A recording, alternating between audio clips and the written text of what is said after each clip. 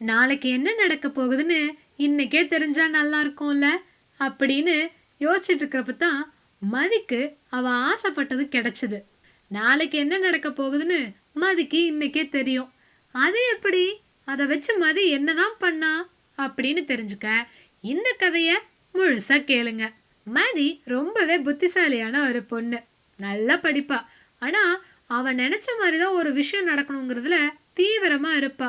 அதனாலேயே அந்த மாதிரி நடக்கலன்னா அடிக்கடி பதட்டமாயிடுவா. இப்படி இருக்கிறப்ப ஒரு நாள் தாத்தாவோட பழைய அறைய சுத்தம் பண்ணிக்கிட்டு இருக்கப்போ அவ கண்ணுல ஒரு புத்தகம் தென்பட்டுச்சு. எடுத்து பார்க்கறப்பவே ரொம்பவே வித்தியாசமா அழகா இருந்தது. அந்த புத்தகத்துல அப்படி என்னதான் இருக்கும் அப்படின்னு தெரிஞ்சுக்கிறதுக்காக அதை திறந்தா அப்படியே அதுல இருந்து ஒரு ஒளி வெள்ளம் அந்த அறையவே நப்பிருச்சு. ஒரு நிமிஷம் மதிக்கு கண்ணே கூசிருச்சு. அப்புறமா கண்ணாடியை சரி செஞ்சுட்டு அதுல என்ன எழுதியிருக்குன்னு பாக்குறா. மேல அடுத்த நாள் தேதியை போட்டு என்ன நடக்கும் அப்படின்னு எழுதியிருந்தது. டீச்சர் கேட்பாங்க கணக்கு, பதில் சொல்லலைன்னா நீ ஒரு மக்கு. நாளைக்கு சாயங்காலம் மழை ரொம்ப பெய்யும், கொடை எடுத்துட்டு போகலன்னா எல்லாமே நனையும் அப்படின்னு எழுதியிருந்தது. என்னடா இது இப்படியெல்லாம் வசனம் எழுதுது, இதெல்லாம் நிஜத்துல நடக்குமா இல்லையா? வாய்ப்பே இல்லை அப்படின்னு சொல்லிட்டு மதி தூங்க போறா. சரி எதுக்கும் தேவைப்பட்ட என்ன பண்றதுன்னு சொல்லிட்டு கொடையும் புத்தக பையில எடுத்து வச்சுட்டு படுக்கிறா. அடுத்த நாள் அந்த புத்தகத்துல எழுதியிருந்த மாதிரியே நடக்குது. கணக்கு டீச்சரு ரொம்பவே கஷ்டமான ஒரு கேள்விய வகுப்புல கேட்டாங்க. நம்மளோட மதிதான் புத்திசாலியாச்சே, அதனால சரியான விடைய சொல்லிட்டா. சாயங்காலம் 3:45 வரைக்கும் மண்டைய பொழந்துகிட்டு இருந்த வெயில் அடிச்சுது. ஆனா 4 மணிக்கு எங்கிருந்து வந்ததுன்னே தெரியல. கரு கருன்னு மேகம் வந்து பயங்கரமான மழை. யாருக்குமே அந்த அன்னைக்கு மழை பெய்யும்னே சுத்தமா யோசனை இல்ல. மதி மட்டும் அழகா புத்திசாலியா கொடை எடுத்துட்டு வந்திருந்தங்காட்டி நனையாம வீட்டுக்கு வந்து சேர்ந்தா. இருந்தாலுமே மதிக்கு அந்த புத்தகத்தினாலதான் இதெல்லாம் நடக்குதான்னு ஒரு சந்தேகம். வாய்ப்பில்லை, இதெல்லாம் எதேச்சியா தான் நடந்திருக்கும் அப்படின்ட்டு விட்டுட்டா. இருந்தாலும் குறுகுறுப்போட மறுபடியும் அந்த புத்தகத்தை திறக்கிறா. இப்போ அதுக்கு அடுத்த நாள் ஒரு தேதி இருந்தது. அதுல இதே மாதிரியான எதுகை முனை வசனம். உடைய போகுது பேனா ரெண்டா, வருத்தப்படாத வீணா, தோழியோட வரப்போகுது சண்டை, காய போகுது உன்னோட மண்டை அப்படின்னு எழுதியிருந்தது. சொல்லி வச்ச மாதிரி இந்த 2 சம்பவமும் அடுத்த நாள் நடந்துச்சு. சாயங்காலம் டீச்சர் வராத சமயத்துல வீட்டு பாடம் எல்லாத்தையும் எழுதி முடிச்சுட்டு பேனாவை மூடி வைக்கிற சமயம் கை தவறி கீழே விழுந்து உடஞ்சிருச்சு. மதிக்கு அவங்க அப்பா ஆசையா வாங்கி கொடுத்த பேனா. பாவம் ரொம்பவே வருத்தப்பட்டா. அதே மாதிரி இவளோட நோட்டு புத்தகத்தை தோழி ஒருத்தி கேட்டப்போ இவ குடுக்கல. அதனால அவளுக்கு ஒரே கோவம்.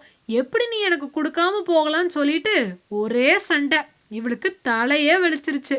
வீட்டுக்கு வந்து சூடா ஒரு கப் பால் குடிச்சதுக்கு அப்புறம்தான் அப்பாடான்ட்டு தலைவலியே போச்சு.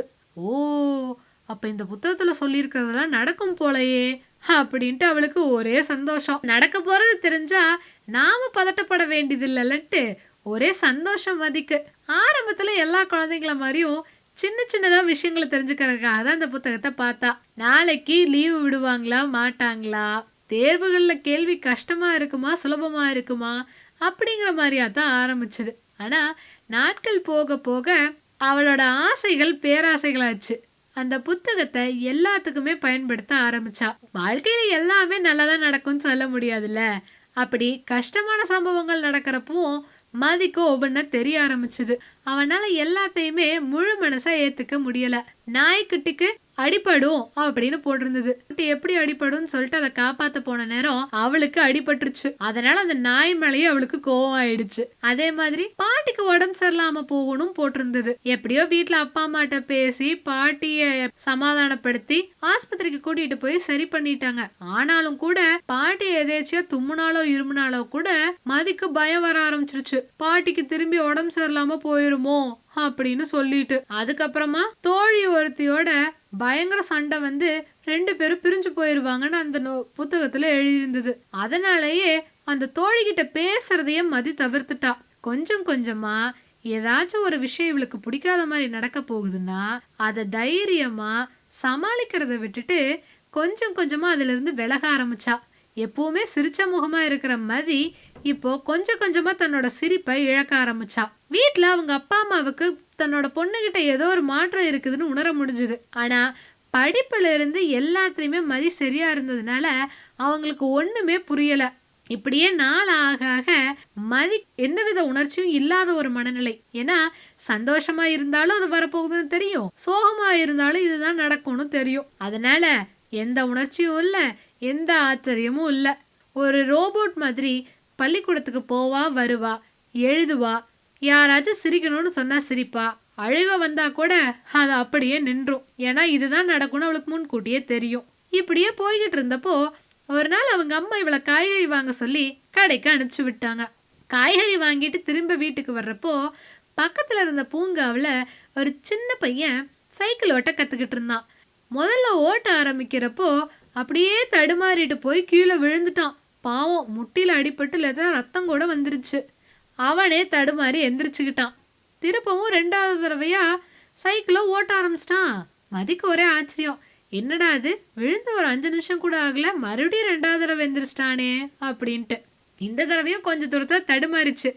ஆனா இப்போ உஷாரா காலை ஊனி சமாளிச்சுக்கிட்டான். திரும்பவும் அந்த இடத்துல இருந்து சரி பண்ணிட்டு 3வது தடவையா ஓட்ட ஆரம்பிக்கிறான்.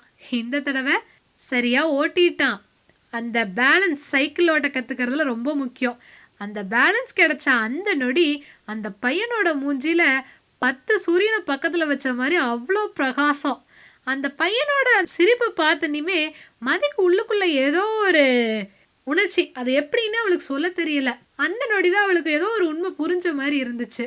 அவனுக்கு எப்ப அந்த பேலன்ஸ் கிடைக்கும்னு தெரியாது. ஆனா எந்த நம்பிக்கையில அவன் திரும்ப திரும்ப சைக்கிளை ஓட்டினா, அடிபட்டா கூட அந்த சைக்கிளை ஓட்டணுங்கிற முனைப்பு இருந்த வரைக்கும் அவனுக்கு எந்த விதமான வலியோ இல்ல தோல்வியோ வருத்தத்தை அவனுக்கு ஏற்படுத்தவே இல்லை.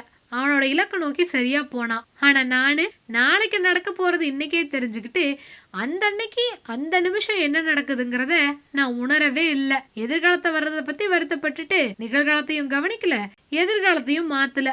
அந்த பையனுக்கு தான் எப்ப விழுவேன்னு தெரியாது, இப்போ அந்த சைக்கிள் ஓட்டுறப்ப பேலன்ஸ் கிடைக்கும்னு தெரியாது.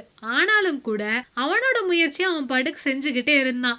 அதனாலதான் எந்த நொடியில அந்த பேலன்ஸ் கிடைக்கும்னு தெரியாத சமயம் அது கிடைச்சனே அவனுக்கு அவ்வளோ சந்தோஷம். ஆனா எனக்கு எது எப்ப கிடைக்கும், கஷ்டம் எப்ப நடக்கும், சந்தோஷம் எப்ப வரும்னு தெரிஞ்சப்பதான் எந்த ஒரு உற்சாகமும் ஆச்சரியமும் எனக்கு இல்லவே இல்லை.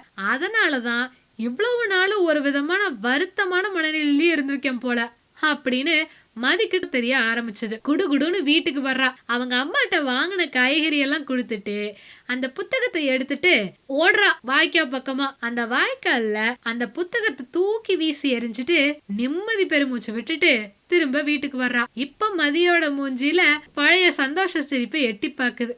அவங்க அப்பாவுக்கும் அம்மாவுக்கும் அப்பாடா அப்படின்ட்டு இருந்தது.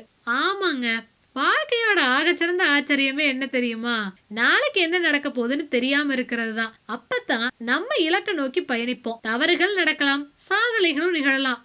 ஆனாலும் கூட என்ன நடக்க போகுதுன்னு தெரியாம இருக்கிறப்பதான் நம்ம அதுக்கான முழு முயற்சியை பண்ணுவோம். வாழ்க்கையோட அர்த்தமும் அதுதான். இந்த மாதிரி சுவாரஸ்யமான வித்தியாசமான கதைகளை கேட்க நம்ம சேனல் காஃபார் கதைய மறக்காம சப்ஸ்கிரைப் பண்ணிக்கோங்க. பாய்.